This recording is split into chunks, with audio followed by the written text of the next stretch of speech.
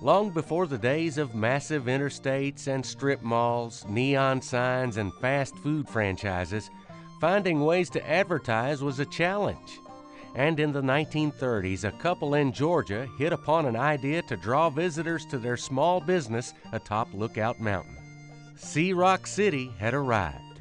It started as a vision between Garnet and his wife Frida Carter, who came to Lookout Mountain, Georgia, and Lookout Mountain, Tennessee, to really think about developing a higher-end resort residential community that was kind of a halfway point between Florida and New York.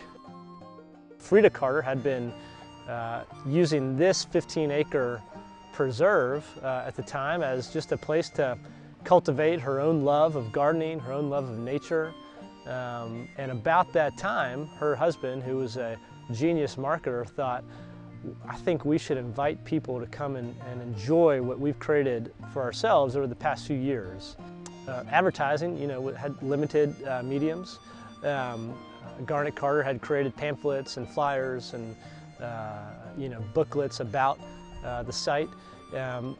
But it wasn't until he interacted with a man named Clark Byers and decided to paint slogans like "See Rock City" or "When you see Rock City, you see the best" on the tops of barns along the back roads of America, that guests really started to come in volume to see Rock City. Well, in the early days, Garnet would select locations and he would send Clark Byers out on the road, so to speak, and give him some allowance to either pay farmers for the opportunity to paint their barn and paint a slogan on it. Sometimes there was money exchanged, sometimes there was just a fresh coat of paint exchanged. In those days, a barn was a really key economic asset for a lot of people, and so to have a way to create a secondary use out of it and really increase the life of the barn was a real benefit to farmers across the U.S. As America's love affair with the automobile grew, so too did the See Rock City campaign. By the 1950s, Garnet Carter and Clark Byers had spread their quirky barn messages across the country. The barn campaign for See Rock City was an early version of targeted marketing. The advent of the automobile as it kind of grew in demand really democratized the opportunity to travel and created really the mode for folks all over the U.S. to get out and see what the U.S. had to offer. By that, up to then, limited transportation existed. So at this point, Garnet said, if we can interact with folks as they travel in the automobiles in those early days, we can communicate our message much more effectively than we've ever been able to communicate before. And it worked. And people, as they were exploring America, saw these beautiful barns with large messages painted on them, inviting them with sort of a secretive message, come and see Rock City. Many of them thought, what is Rock City? We got to go see this. I would say our peak probably was in the 50s and early 60s when we had about 900 barns that we maintained from the East Coast to the Mississippi River and even some beyond. Over time, age and modern encroachment has claimed many of the historic barns, a development many sadly see as the passing of an era.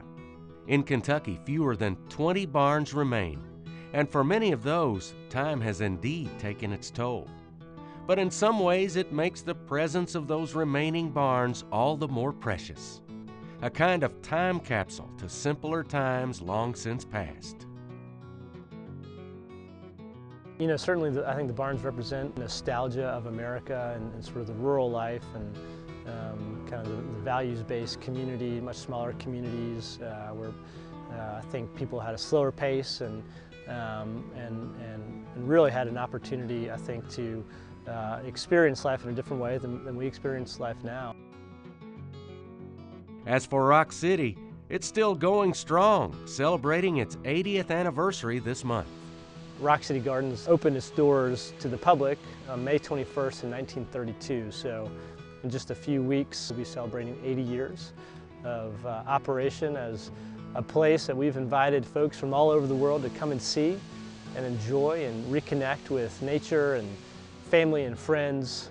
And they remain committed to continuing the tradition of the Rock City Barns and celebrating that part of the American experience on the back roads throughout the country. We're committed to it, maintaining the ones that we do have left today, even though it is maybe not be the most effective form of advertising in today's digital-based world. Really is an important part of, I think, stewarding our brand and stewarding kind of the iconic Southern brand that Rock City resembles and bears.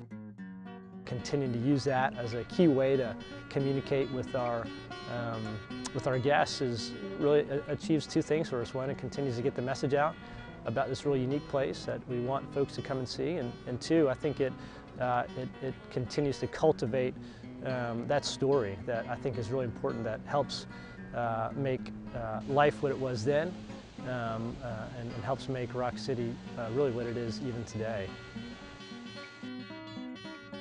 And for me, seeing these old friends puts a smile on my face as I travel the back roads, discovering what lies around the next bend in the road.